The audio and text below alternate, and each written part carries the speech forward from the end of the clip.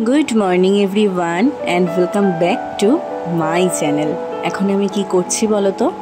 আমি এখন প্রায় 2.5 কিলো দুধ জাল দিচ্ছি। তার কারণ আজকে আমাদের বাড়িতে ফলার পিকনিক।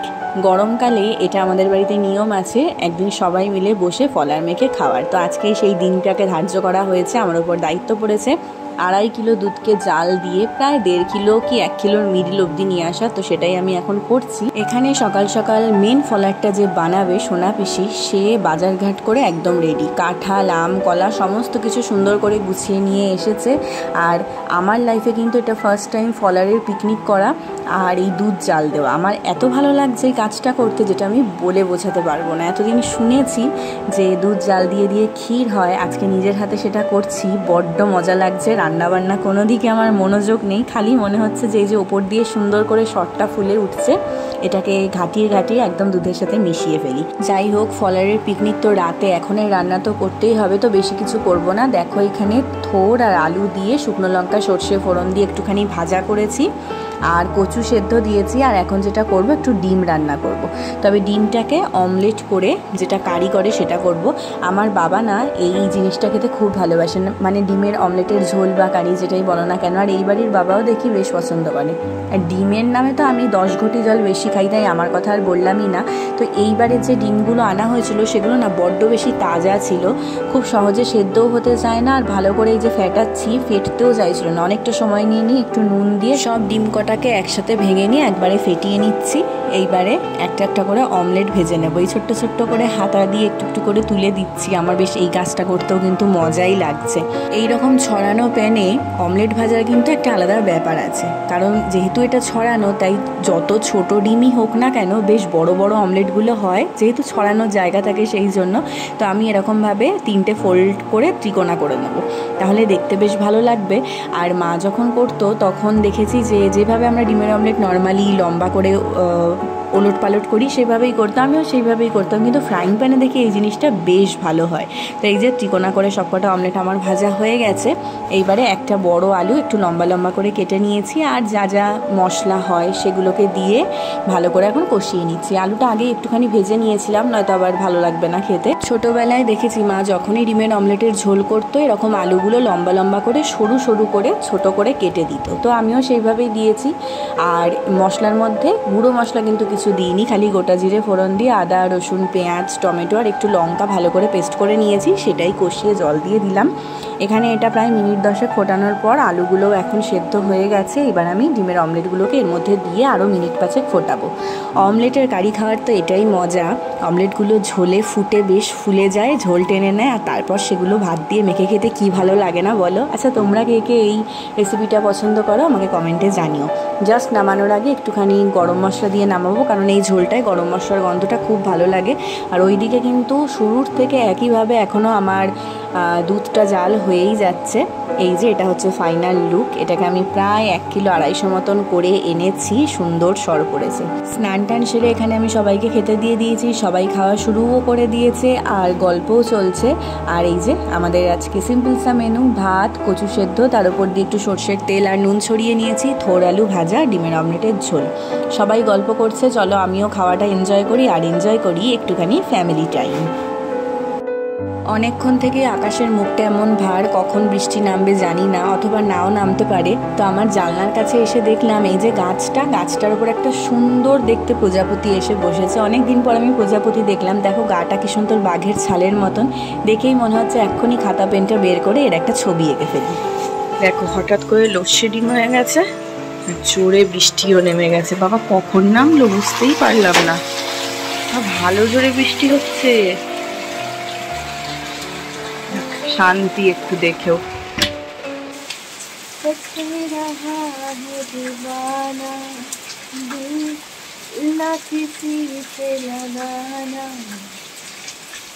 झूठे हैं यार की वादे सारे, झूठी है प्यार की अपनी। मैंने हर लम्हा जिसे चाहा, जिसे छूटा, उसी यादों में दिल छोड़ा छोड़ा, तन्हा तन्हा छोड़ा।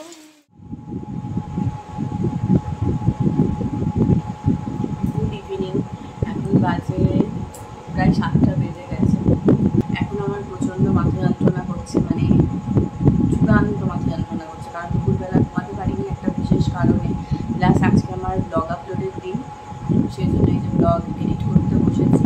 আর এটা ছাড়া তো হবেই না, যেহেতু মাথা যন্ত্রণা করছে। আর একটা হচ্ছে নতুনভাবে দেখছো তোমরা আমাকে এটার সাথে, তবে এটার কিন্তু কোনো পাওয়ার নেই, এটা জাস্ট ব্লু লাইট ফিল্টারের কাজ করে। সেই জন্য এটা আমাকে ওই কিনে দিয়েছিল, যেহেতু আমার মানে ফোনেই বেশি কাজ, তো সেহেতু হয় কি চোখে পাওয়ার চলে আসতে পারে, থেকে থেকে আমার মাথা যন্ত্রণার সমস্যাটা হয়। তো আমি দেখেছি এটা করলে রিলিফ হয়, হয়তো বা পাওয়ার এসেও থাকতে পারে বা আসবে, এরকম করছি জানি না। তো আজকে তো বলেছিলাম আমাদের বাড়িতে ফলারের পিকনিক আছে, আজকের দিনেই এমন হচ্ছে, এত বেশি মাথা যন্ত্রণা করছে, মানে কাজটাও ঠিক মতো করতে পারছি না। তো যাই হোক, দেখা যাক কী হয়, যদি কমে যায় তো ভালো, নয়তো দেখছি। ও পিসি, দুধ জালটা ঠিক আছে তো? ঠিক আছে, এবার কি শুরু হচ্ছে? এবার শুরু। এবার শুধু আমগুলো কাটা হবে এখন। আচ্ছা, এই যে এখানে আম রাখা রয়েছে, পিসি সব সকালবেলা থেকে গুছিয়ে দিয়ে গেছে। আবার এটাতেও কাঁঠাল আবার কাঁঠাল ছাড়িয়ে এনেছো? এটা বাড়িতে আমার ভাঙা ছিল, সেটা ছাড়াই খাওয়া হবে। এটাকে আগে খেয়ে ফেলবো। আর এটা কাঁচা ভাঙা, বুঝছো? এই খাজা মনে হচ্ছে তো। খাজাটা ভালো লাগে। কি মিষ্টি গো, চিনি মতো মিষ্টি।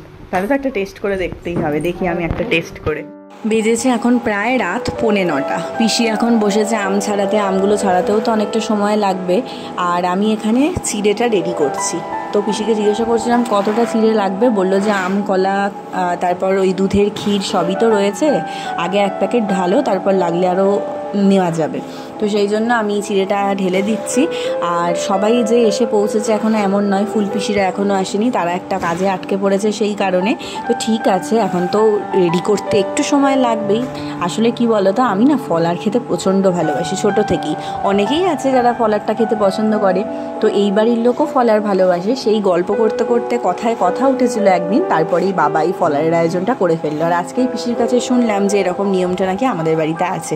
পিসি এখানে আম কাটতে কাটতে আমি একটু কাঁঠাল টেস্ট করছিলাম। অদ্ভুত ব্যাপার হচ্ছে, কাঁঠালের গন্ধ আমার ভালো লাগে না, এদিকে কাঁঠাল খেতে আমার খুব ভালো লাগে। তার মধ্যে যদি খাজা আর এই কাঁঠালটার মতন মিষ্টি কাঁঠাল হয় তাহলে তো কোনো কথাই নেই। প্রচণ্ড মিষ্টি ছিল কাঁঠালটার, একদম খাজা ছিল। এই যে আমটাম কেটে রেডি, হিমসাগর, সুন্দর গন্ধ বেরোচ্ছে। এখানে চিড়েও রয়েছে শুকনো, আর কলাগুলো ছাড়ানো হয়নি, কলাগুলোকে ছাড়ানো হবে। আর এই যে এইটাই হচ্ছে আজকে শোস্টপার, যেটাকে আমি প্রায় 1 ঘন্টা 15 মিনিট ধরে জাল দিয়ে দিয়ে এই অবস্থাতে এনেছি। সেজো পিসি বলছিল এটাকে নাকি বলা হয় বাংলাদেশে খাগড়াই। ক্ষীর তো একদম শুকনো হয়, এটা হচ্ছে ক্ষীরের আগের অবস্থা। তো আমি এখানে কাঁঠালগুলো ছাড়িয়ে দিচ্ছিলাম, আর পিসি ফলারটা রেডি করছিল। একটু করে শুকনো চিড়ে, একটা করে কলা, একটা করে গোটা আম, আর তার ওপর দিয়ে দুধের খাগড়াই, আর তার ওপর দিয়ে দেওয়া হবে কাঁঠালটা। কাঁঠাল যে যার পছন্দ মতন খাবে, বাট এই জিনিসটা যে যার মতন করে মেখে খাবে। পিসি এখানে ফলারটা রেডি করে দিচ্ছিল, আর আমি সবাইকে পাস করছিলাম। সবাই যে যার মতন মেখেই খেয়েছে, তবে বাবারটা আমি মেখে দিয়েছিলাম সুন্দর করে। তো সেজো জেঠু, সেজো পিসি আর বাবাকেই আগে খেতে দিয়ে দেওয়া হয়েছে। সবাই বলছে দারুণ খাচ্ছে। তারপর সোনামাও এখানে বসে গেছে, সোনামাকেও দিয়ে দিয়েছি। সোনামাও বলছে দারুণ হয়েছে, সুন্দর। আসলে সেও এগুলো আমাদের মতনই খুব ভালোবাসে। আর এখানে ফুল পিসি, সাথী দি, বাকিরাও সবাই চলে এসেছে। শুধু খাওয়ার মধ্যে বাকি রয়েছে আমি আর আমার রাজা ধীরাজ। এই যে রাজা ধীরাজের জন্য এখন রেডি করছি। তিনিও আবার মেখে খেতে পারেন না, তিনি যে নিজের ভাতটুকু নিজে মেখে খান, এতেই আমরা প্রচণ্ড পরিমাণে ধন্য হই, নিজেদেরকে অনেক গর্বিত মনে করি। তো তারটা আমি এখন মেখে দিচ্ছি। ফলারটা মেনলি করা হয়েছে আমার জন্য, ফলার পিকনিকটা, কিন্তু আমি এখনো খেতে পাচ্ছি না। সবার খাওয়া হয়ে গেছে, আরেকজনকে খেতে দিয়েছি, কিন্তু সে আমাকে এত বিরক্ত করছে না যে বলছে আরেকবার মাখা ফেলে ভালো হতো। চিন্তা করো, কম দিয়ে ফেলতে হবে। আবার আমি এখন মাখছি, কি দুর্দশা আমার। এই যে স্বয়ং মহারাজা তার সেকেন্ড টাইম ফলারটা খাচ্ছেন। ওপর দিয়ে আমি আবার আরেকটুখানি খাগড়াই দিয়ে দিয়েছি, আর তিনি ফলার মুখে দিয়ে একদম আউট অফ দ্য ওয়ার্ল্ডে চলে গেছেন, সেটাই তিনি বোঝাচ্ছেন। চলো এইবার একটু আমি এনজয় করি। যার অনারে ফলার সেই এখনও খেতে পারলো না। তো বাবা বলছিল দুধের চাচিগুলোকে ঠিক করে নে, তাই আমি ফলারটা মেখে সাইড দিয়ে আবার দুধের চাচিগুলো নিয়েছি। তারাও একটু মুখে দিয়ে দেখি। আহা, মুখে দিচ্ছি আর হারিয়ে যাচ্ছি। এবার একটুখানি ফলার খেয়ে দেখি। ফলারটা মুখে দিয়েই মনে হলো যে আমি যেন একদম স্বর্গে পৌঁছে গেছি। উফ, এগুলো খেতে কেন এত স্বাদ কে জানে। 1 বছর আগে 4 মার্চ বউ ভাত হয়েছিল। 4 মার্চের আগের দিন, 4 মার্চের আগের দিন, কাল রাত্রির দিন। তো সেদিন আমাদের হ্যাঁ, সেদিন ক্ষীর খাওয়ার নিয়ম ছিল, সেই ক্ষীরটা খেতে পারে। এই বাড়িতে আমাদের নিয়ম আছে, মানে আমার শ্বশুর বাড়িতে নিয়ম হচ্ছে বউ আসার পর ভাত খায় না। খায় হচ্ছে ক্ষীর, দই, চিড়ে, এই সমস্ত কিছু খেতে, মানে ক্ষীরটা হচ্ছে মাস্ট খেতেই হবে। এবার আমার ওই বাড়িতেও প্রচুর লোক আশীর্বাদ করেছে ঠাকুরের ইচ্ছা, আর এই বাড়িতে তো আমি কিছু বলতেই চাই না, ওইসব ব্লগগুলো তো শেয়ার করতে পারলাম না, মানে প্লেটের পর প্লেট শেষ হয়ে যাচ্ছে আশীর্বাদ করতে করতে মিষ্টি। ওটা খাওয়ার পরে ওই ক্ষীরটা আমি আর খেতে পারিনি, এদিকে মানে আমি পুরো ফেসে গেছিলাম, আমার প্রচণ্ড খেতে ইচ্ছা করছে, এত সুস্বাদু, এদিকে খেতেও পারিনি। তো সেই জন্য আমার সেই একটা আকাঙ্ক্ষা ছিল মনের মধ্যে, চাপা দুঃখ, সেটা আজকে ফুলফিল হলো। মানে ক্ষীর কেমন লাগলো নিজেই বানিয়ে খেয়ে দেখলাম, কি অপূর্ব লাগছে। খাও, এনজয় করে খাও।